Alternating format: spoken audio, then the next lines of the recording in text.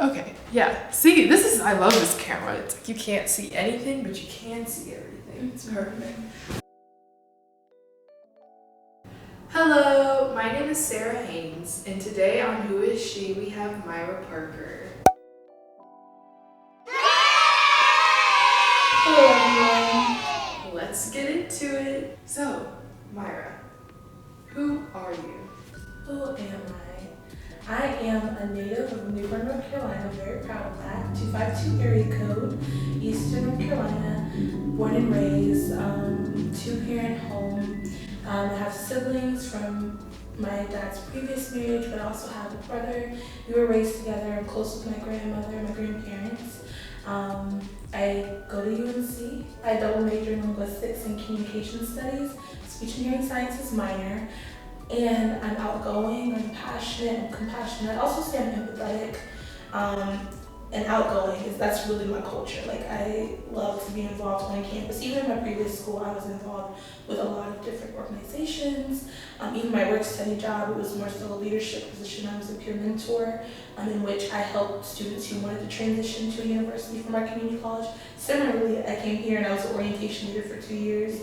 I'm currently a resident advisor and reigning Miss UNC 2018. It's really exciting. Also, I work at Moorhead Planetarium and Science Center. I'm a Buckley Public Service Scholar. Just getting involved in any way I can, especially because I thought I would only be here for 2 years. And I decided to take an additional 3 years to fulfill all my goals and wants. Even still, they're not going to all be fulfilled. But I got to do a lot of things on campus that I wanted to do. That's awesome. And that is a really good summary of who you are at the same time. So your major, can you explain that more?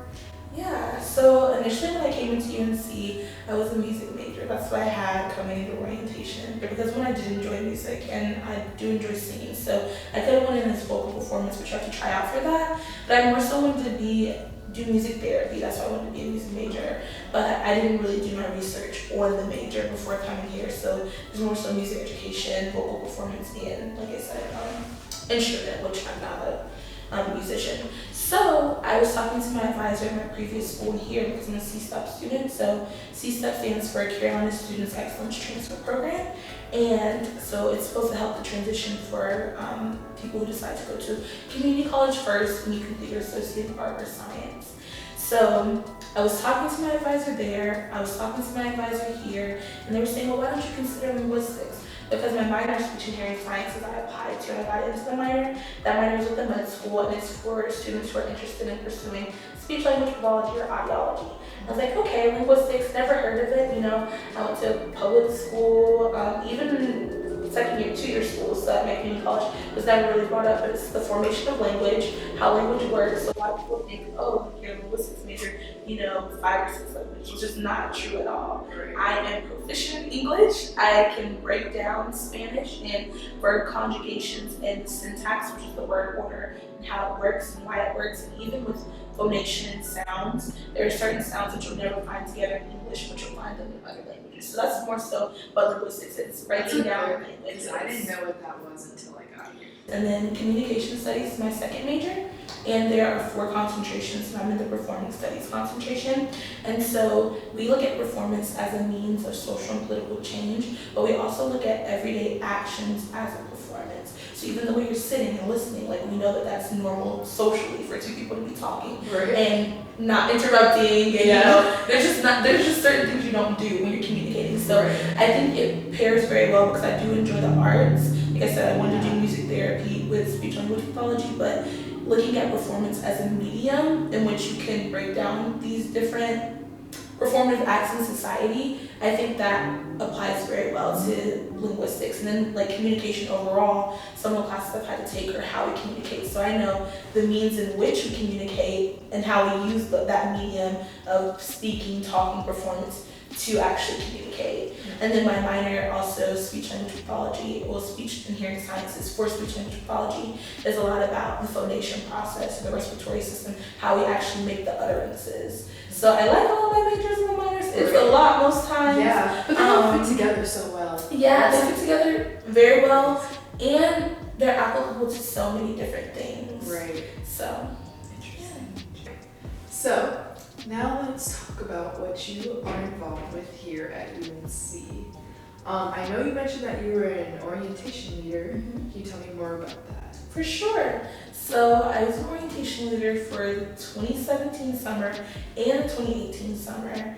This was the highlight. Yes.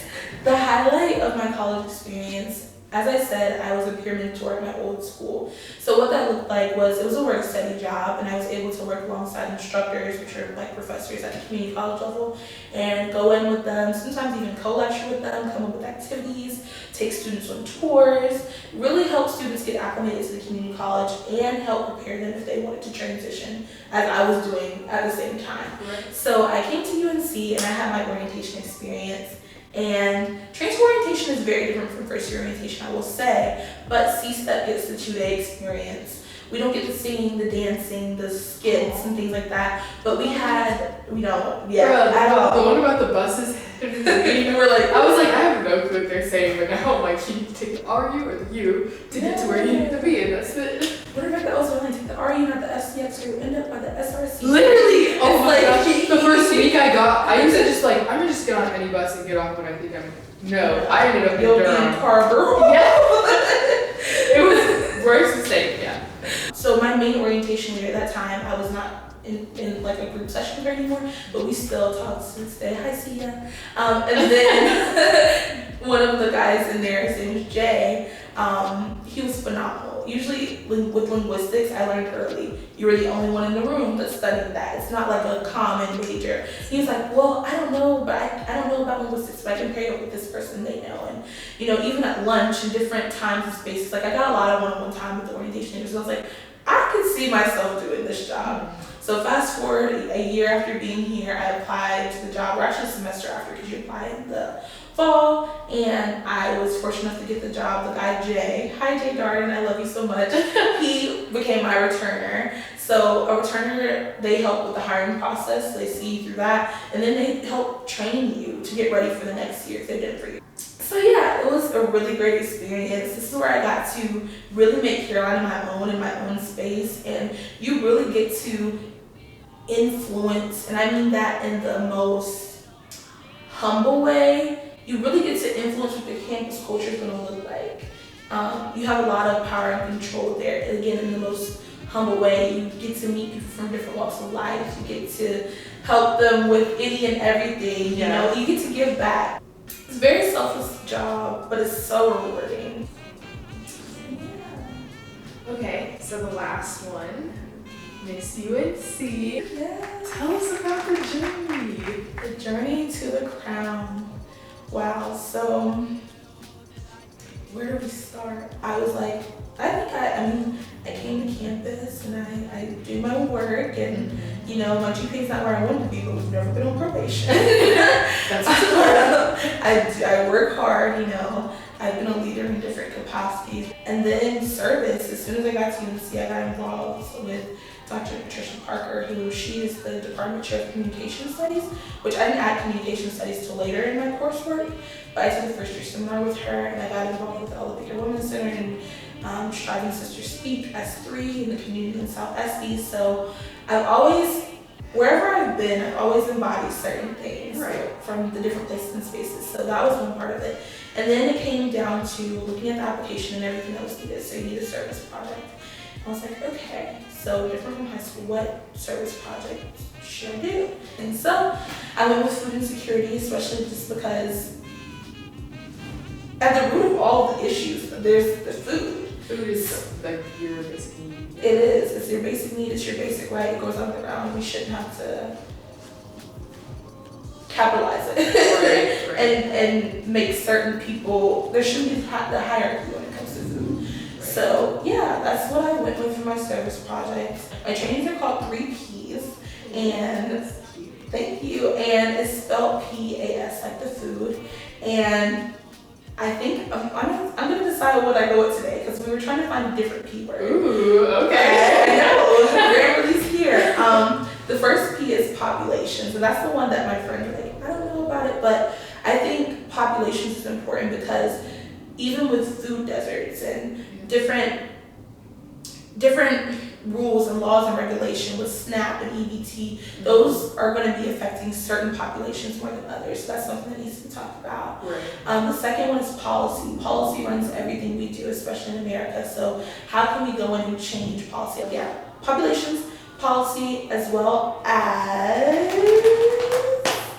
persistence. Oh, So, I like that. Okay. So yeah, it's talking about how we persistently have to do something, right? So for me, especially growing up, when I was thinking about formulating the service project, we did a lot of food donation drives around holidays, but people are hungry every day. And I think with this training, so people will be able to bring food.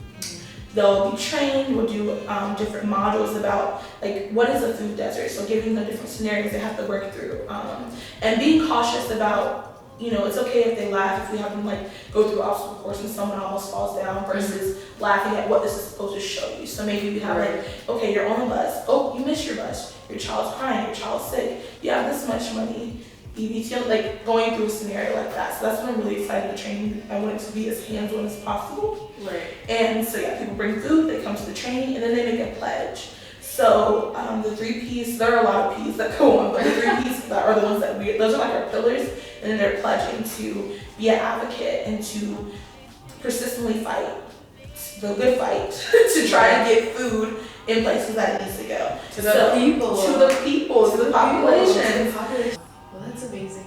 You clearly do so much. But now it's time for 5 fun questions. Okay, question 1. What is your favorite class that you have taken here at UNC? Yeah, so I do top 3. That's not legal. Yeah, you can. Okay.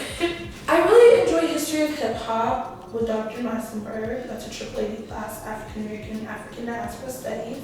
I also took another triple AD class with Dr. Kia Codwell. It was Black Women in the U.S. To see a theme with my classes. And I also, most recently, I was in a class last semester with Dr. Renee Alexander Craft in the comm department. But this one this semester is performance of women of color. What is your favorite animal?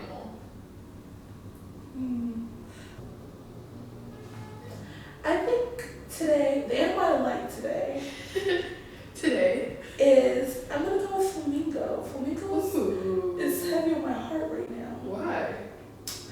I just think that one, they're bright. Yes. They're vivid. I mean, but also, I might be teaching after I graduate, and there were some flamingo-y type, and I had the news. Yeah, so I was like, so Okay. I bought some flamingo stuff, but like thinking about it, like they're such a like the way they stand is like they yeah, get that leg up. and they're so. To me, it doesn't say arrogance. It says like, I'm here. 3rd question. If you were a hairstyle, what hairstyle would you be? If I was a hairstyle, I would be crochet braids Okay. with Marley hair, so it'd be similar hair to this except big and blown out with a little leave because my hair is natural. But I also curl it sometimes. Okay. Insert picture, I can see my picture. Yeah. It's just so big and blah blah blah. Like just like the flamingo, I am here. I am loud. I am uniquely me. Even when I decide to curl it with some heat, like it's still here and ready. Yeah. It's unique. It's different. It's big. It's bold. It has presence. It's classy. It is elegant. And it is professional. And that is you. So that works very, very well. Very well. Wow. Question number 4. Where's your favorite place to eat in the triangle? My favorite place to eat in the triangle. Big C Waffles. Oh, that is in Durham, North Carolina. Big Carl, hello, how are ya? Follow him on Instagram. He has the best waffles ever. I've never been to a chicken waffle place, but at Big C's they let their customers speak for them, and so you'll find me on their Instagram page and many other people who like it. The waffle's just like fluffy donut, like the original waffle is the donut waffle. Yeah, sweet potato, pecan. Yeah, it's called donut waffle, and that's like the standard one, and it has like a little bit of powdered sugar on it. Then the chicken, Uncle Wayne's chicken, is crispy and seasoned, delicious. So I like that place. last question. How do you hope to impact the world? I feel like we do definitely have a hint towards that, but if you could give like a 5-year, like what your goals are. So, I graduate May 12th, 2019. Thank you, Jesus. Continuing to do great work. And I think because I know what that means for me, period, as the kids say, period. But honestly, 5 years. So I graduated in May. I have offers for jobs. They are in the education field. So between the two of those, I'll do those for 1 or 2 years, more than likely 2. And then after those 2 years, I plan on applying to grad school. Interesting. But I just want to help the world.